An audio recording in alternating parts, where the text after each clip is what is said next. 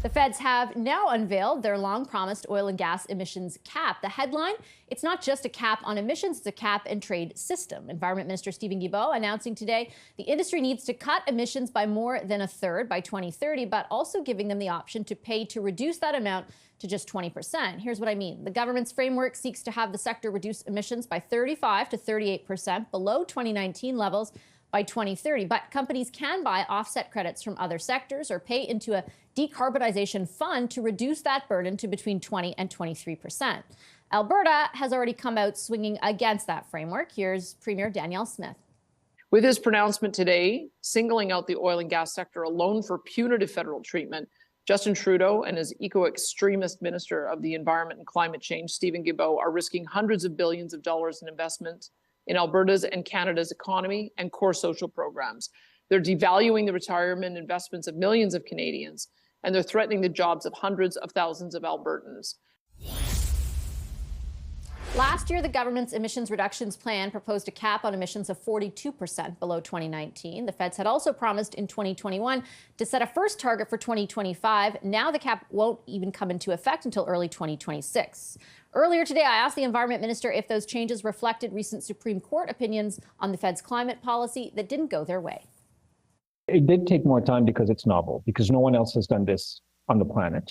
But obviously, I mean, we're not impervious to what happens in the world, and the Supreme Court opinion, because it wasn't a decision, as you know, Bashi, on impact assessment. We wanted to take the time that was needed to ensure that we had all our ducks in a row. But we also did a lot of consultations with provinces, with companies, with experts, environmental organizations, indigenous groups, to make sure that what we're putting out there is reasonable. Like, we want to achieve a reduction of pollution, of course, but we want to do this in an economically and financially sound way. For more on all of that, we're joined now by Energy and Natural Resources Minister Jonathan Wilkinson, live from the foyer of the House of Commons. Minister, pleasure to welcome you back to the show. Thanks for making the time. No, not at all. Thanks for having me. This is, as I outlined there, different than what was originally detailed, in your emissions reduction plan last year. Is that because what you were proposing would have amounted to a production cut? Well, look, I mean, in the emissions reduction plan, they were not targets. They were objectives for every sector. And then we had to go back and look at the detail in terms of what was going to be technically achievable in the period between now and 2030. What we found was that there were significant reductions that could be found without impairing production. And so we put together a cap that actually reflects what is able to be done. At the end of the day, we have said all the way along that we would not be looking to reduce production in this country that is not tied to declines in global demand. And so the cap that we're putting forward today is one that actually makes steep reductions in absolute emissions for the first time in Canadian history, but does so in a way that's thoughtful and economic for the sector, and ultimately will strengthen its long-term competitiveness. Are you certain that what you're proposing today does not in any way amount to a production cut? And I'll tell you why I'm asking. Both CAP, one of the organizations that represents the sector, and Alberta say your time frame is too ambitious and, quote, could result in significant production curtailments. Well, I would say, you know, to be fair to CAP and the others, they haven't had a lot of time to assess the details. But what I would say is, the bulk of the production or of the emissions reductions are in two key areas. One is the methane-related reductions, where we're moving to 75% reduction by 2030. And the second is reductions in the oil sands through the work with Pathways. The 75% reduction on methane is something that Cenovus has already committed to do, and 50 of the largest oil and gas companies around the world committed to do it last week at COP. The Pathways-related work, the number actually came from Pathways and was validated both by Alberta and Canada. So we're not asking them to do anything that they haven't said that they already can do. It's just that there is now a backstop to ensure that that work gets done. So on the subject of Pathways, because they did acknowledge what is technically feasible and their appreciation that your work today acknowledged that. But they also talked about the regulatory burden they feel the system that you've now announced today will impose on them. And they said, quote, imposing an emissions cap with additional regulatory complexity does nothing to advance the certainty necessary for the planned multi-billion-dollar decarbonization projects to proceed. That does not sound to me like they're 100% on board. Well, I mean, look, in this sector and in all others, and in every sector, we are using tools that are unique and focused on that sector. But in this sector, there are both carrots and then there are sticks. And the carrot is the CCUS tax credit, the hydrogen tax credit, where the federal government is actually undertaking to pay a significant part of the capital costs associated with decarbonization. But ultimately, we want to ensure that companies are actually doing the things that they say they're going to do. It's important that the oil and gas sector makes a contribution to Canada's fight against climate change and to the target that we have committed to with the international community, just as it is for the transportation sector and the building sector and every other sector of the economy. So what are the sticks employed in those other sectors? And is the stick that you're employing in this one, as Alberta would view it, disproportionately punitive?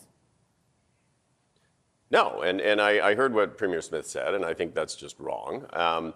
In the automotive sector, there is a regulation that will require that all cars that are sold in this country after 2035 be zero-emission vehicles. That is a significant stretch that requires significant investment on the part of the auto manufacturers. There will be a requirement that we will have net zero grids in this country, and that is something that will require a lot of work and investment on the part of public utilities and private electric utilities. We are not singling out the oil and gas sector, and if you read Canada's climate plan, there is a very detailed and focused approach to every sector of the economy that's aimed at doing this in a manner that is thoughtful, that will achieve reductions, but do so in a manner that's economically sensible, and ultimately, in many of these sectors, will strengthen our long-term competitiveness by providing low-carbon products to the world. If you are so certain of the effectiveness of what you announced today in terms of the oil patch, why aren't you bringing it in faster? You initially promised it in the campaign back in 2021. There was supposed to be a target set for 2025. Now there won't be draft regulations till the middle of next year. It won't even come into effect until 2026, when in fact, that's after the next election. Why would you put at risk the implementation of this at all if you're so sure it's going to work? Well, I mean, Vashi, the deep reductions that we're looking at for 2030 require, in many instances, the development of large-scale capital projects. So you've got to do the engineering, you've got to do the procurement, you've got to do the construction, you've got to do the operationalization of a plant that does, for example, carbon capture and sequestration. You don't do that overnight. Those kinds of projects take significant time. So we have worked with the sector to understand the timelines. They are going to have to actually start that work tomorrow in order to achieve what has been committed by 2030. And that's as it should be. It's as it should be with this sector, but it's as it should be with all of the sectors of the economy. And I would say that, the emissions reduction update was actually issued today. And what it showed is we've blown way past the target that we had established when we came to government. We will achieve our 2026 midterm objective in terms of reducing carbon emissions in this country. And we are on track to achieve the 40% reduction by 2030.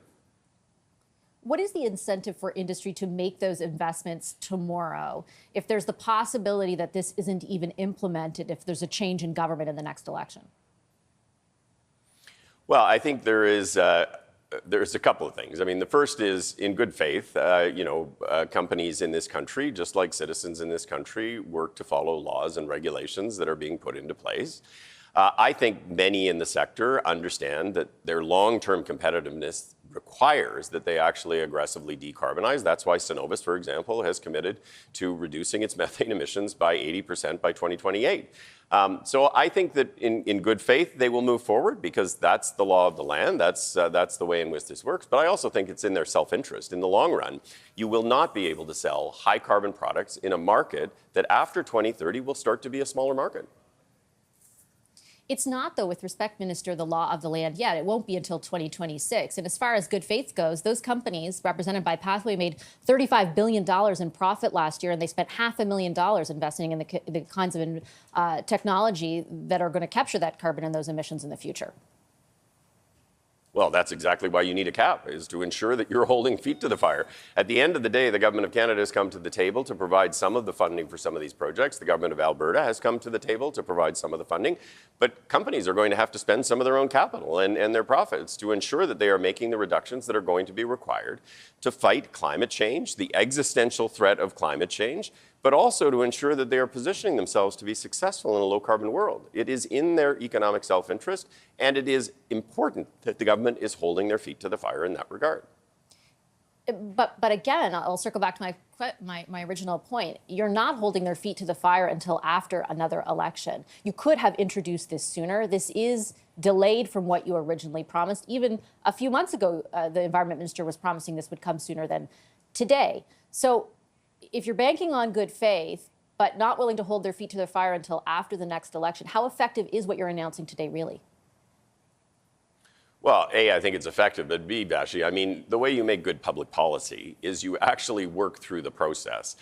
You don't, in a knee-jerk sort of reaction, throw things on the table that can't physically be done. And so we have worked through a process. I'm a very pragmatic person. I'm never going to...